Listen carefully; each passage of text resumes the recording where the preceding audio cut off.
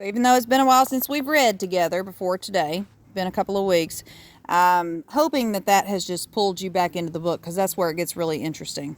All right, let's continue with chapter 7.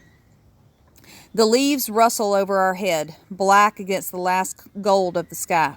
The moss is soft and warm. We shall sleep on this moss for many nights till the beasts of the forest come to tear our body. We have no bed now, save the moss, and no future, save the beasts.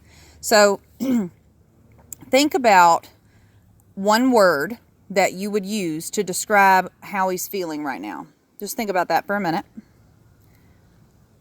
Okay?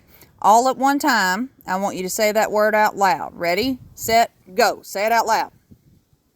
All right? So I'm hoping that we heard words like sadness, depression, self-loathing, things like that. He is really unhappy right now, and he feels like his entire life is over.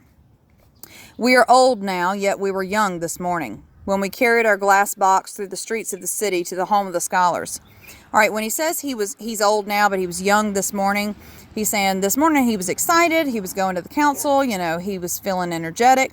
Now he says he's old, so that tells you that he's feeling the opposite of that now.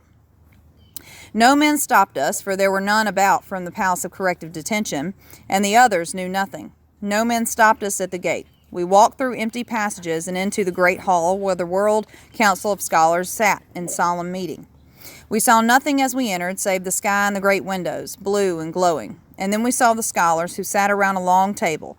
They were as shapeless clouds huddled at the rise of the great sky. There were men whose famous names we knew, and others from distant lands whose names we had not heard. We saw a great painting on the wall over their heads of the 20 illustrious men who had invented the candle.